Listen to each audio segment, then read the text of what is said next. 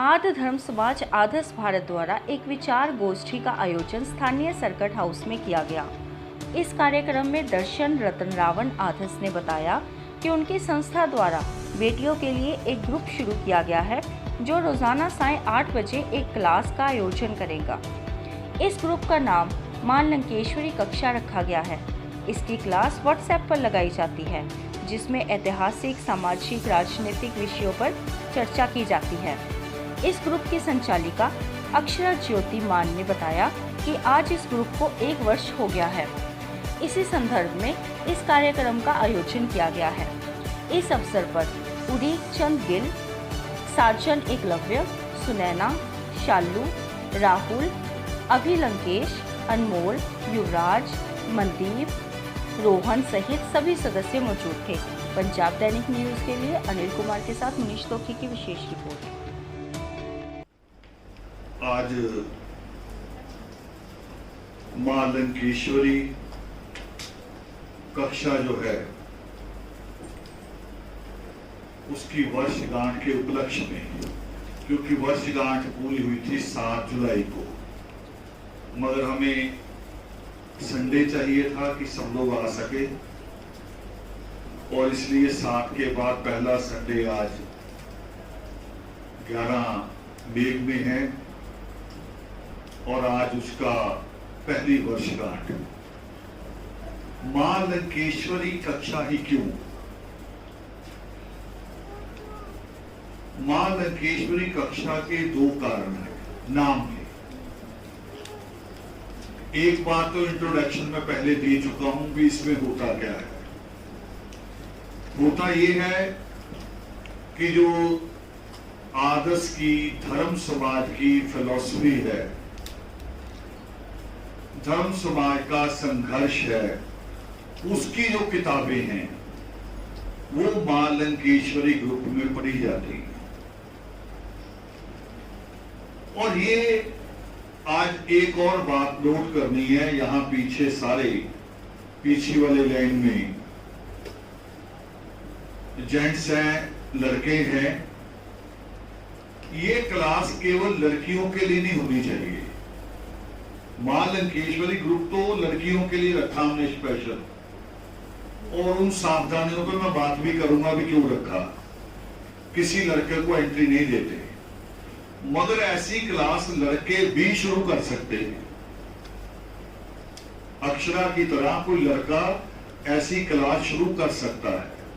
और एक क्लास शुरू हुई है उत्तर प्रदेश रामपुर से, जिसे अमर आदिवासी जी, उस क्लास की उन्होंने शुरुआत की है। और एक क्लास अभी 2 दिन बाद शुरू होने वाली है, जिसको आप जब यहाँ सब अपनी अपनी इंट्रोडक्शन दे रहे थे बच्चे, कोई भी मैं किस क्लास में हूँ, कैसे हूँ, जो जिसका संघर्ष ऐसे ही आपकी तरह शुरुआत हुई, शायद ऐसे हुई नीचे बैठ के। और आज वो एक कॉलेज की प्रोफेसर है, तमसा योगेश्वरी। वो 2 दिन बाद, 3 दिन बाद शायद उनकी भी क्लास, एक नया ग्रुप शुरू होगा। इसलिए भी जरूरी है कि ये क्लास है 1 घंटे की, रखनी 1 घंटा है। और 1 घंटे की क्लास में अगर लड़कियों की गिनती 50 से ऊपर जाएगी तो हम सबको टाइम नहीं दे पाएंगे, उसमें सबको सुन नहीं पाएंगे, संतुष्ट भी नहीं करा पाएंगे। तो क्लासेस अलग अलग करनी पड़ेगी। जैसे स्कूल में कोई बच्चे पढ़ते हैं तो क्लास को अलग कर देते, टीचर अलग दे देते, तो ऐसे अलग अलग इसको किया जाएगा। अब मैं वापस आ रहा हूं कि मां लंकेश्वरी नाम ही क्यों? मां लंकेश्वरी नाम एक तो सम्मान है उस मां लंकेश्वरी को, महात्मा रावण की पत्नी मां मंदोदरी को, मैं दानव की बेटी मां मंदोदरी को, जिन्होंने अपना परिवार कुर्बान किया और नियमों में रह के, जिसको धर्म युद्ध कहते हैं। धर्म युद्ध का मतलब बेईमानी नहीं होता। धर्म युद्ध का मतलब यह नहीं होता कि आप झूठ बोल के कि अश्वत्थामा मर गया और द्रोणाचार्य का सिर काट लो अपनी गुरु का, वो धर्म युद्ध नहीं होता। धर्म युद्ध होता है जिसको वीर मेघनाथ ने लड़ा। जब लक्ष्मण मूर्छित होकर नीचे गिरा तो वीर मेघनाथ ने उसके ऊपर हथियार नहीं उठाया। किसी भी रामायण को उठा लो, झूठ से झूठ जिसमें लिखा है ना उसको भी उठाओ, तो उसमें भी यही लिखा कि लक्ष्मण जब बेहोश हो गया तो वीर मेघनाथ ने उसके ऊपर वार नहीं किया। मगर जब वीर मेघनाथ को मारा गया तो उस वक्त पूजा कर रहे थे, युद्ध भूमि में भी नहीं थे। उस वक्त नियम था युद्ध का। अब तो आप देखा होगा जो अभी इजराइल की लड़ाई हुई है फिलिस्तीन के साथ, तब तो रात को भी गोले चलते हैं। पहले नियम था कि सूर्य उदय और सूर्य अस्त के साथ युद्ध होगा, यानी बराबरी का मौका देना एक दूसरे को। मगर वीर मेघनाथ को कब मारा जा रहा? जब वो सुबह 4 बजे मां निकुंभला की गुफा में पूजा पाठ आदि नित्यनेम का पाठ करने के लिए जाते हैं। और नित्यनेम का पाठ हो या किसी भी धर्म स्थान में हम जाएं, आप देखोगे कभी कोई पुरुष अफसर भी जाता है तो अपनी बेल्ट अपनी कैप उतार देते हैं, हथियार लेके अंदर ही जाते हैं, अदब होता है। वीर मेघनाथ बिना कवच बिना किसी हथियार के जब पूजा कर रहे थे तब उनके सिर पे प्रहार किया गया था पीछे, उनको वहां मारा गया। तो धर्मयुद्ध किसने लड़ा? धर्मयुद्ध तो हमारे लोगों ने लड़ा, मां मंदोदरी और उसके परिवार ने लड़ा। एक तो ये मां मंदोदरी को, उनके उस परिवार को सम्मान है, इसलिए चुना। दूसरा उनका अपना व्यक्तिगत रुतबा भी है, उनका अपना एक पर्सनल रुतबा भी है, केवल परिवार नहीं कि परिवार बड़ा है, उनका एक अपना रुतबा है कि दुनिया का जो सबसे मुश्किल खेल होता है, सबसे मुश्किल, आप तो सबसे ज्यादा पसंद करते हो क्रिकेट, ये सबसे आसान खेल है, सबसे आसान।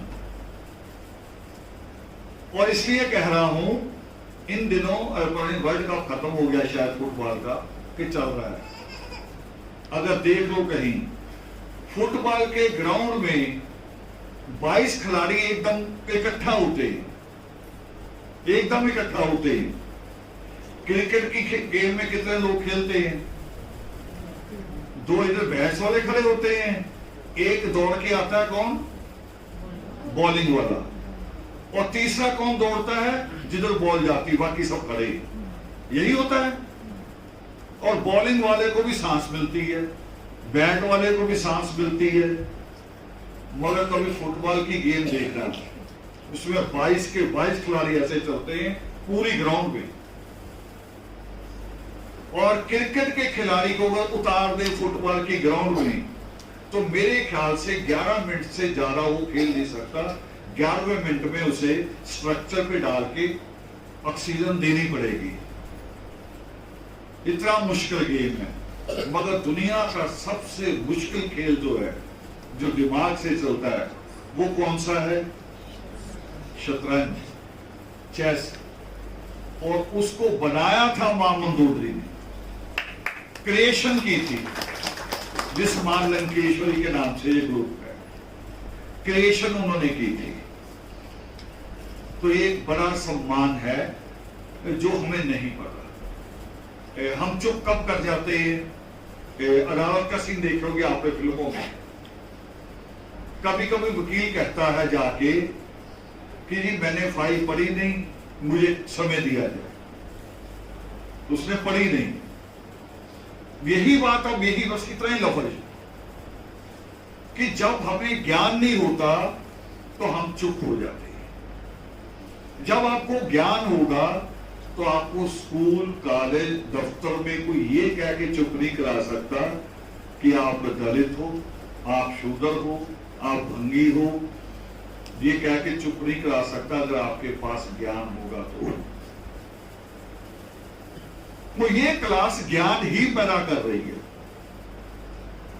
बाबा साहब अम्बेडकर भी कहते थे कि एक होता है स्कूल की शिक्षा जो आपको ग्रेजुएट करती है, मगर एजुकेट नहीं करती।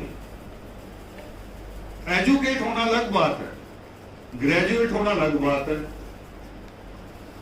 एजुकेट का मतलब कि दुनिया में में खास तौर पे भारत से भी जब कभी धर्म की बात होती है, धर्म की, कोई आदमी धर्म पे स्पीच कर रहा हो, बिना कबीर साहब का श्लोक बोले अपनी स्पीच खत्म नहीं कर सकता। और कबीर साहब किसी स्कूल में नहीं गए, ये कहते हैं एजुकेट, क्योंकि बातें इतनी कीमती है कि हर आदमी को कहनी पड़ती है। और इस किताब में हुए आप पढ़ोगे जब कि कबीर साहब क्या कहां से लेते हैं ज्ञान, कबीर साहब पावन योग से लेते हैं। और ये मैं और आप नहीं कह रहे, इसलिए नहीं कि मेरा रिश्ता सृष्टिकर्ता वाल्मीकि दयावान से या मेरी आस्था जुड़ी है, इसलिए नहीं। इसको जो एक तो आपका होता है कॉलेज, एक आपकी होती है कॉलेजों के ऊपर यूनिवर्सिटी, मगर एक जो किताबें छपती हैं इनके ऊपर एक अलग होती है जिनको कहते हैं साहित्य अकादमी। हर स्टेट की होती, पंजाब की भी, हरियाणा की, राजस्थान की, और फिर एक देश की भी होती है। पुरस्कार वहीं से घोषित होते हैं।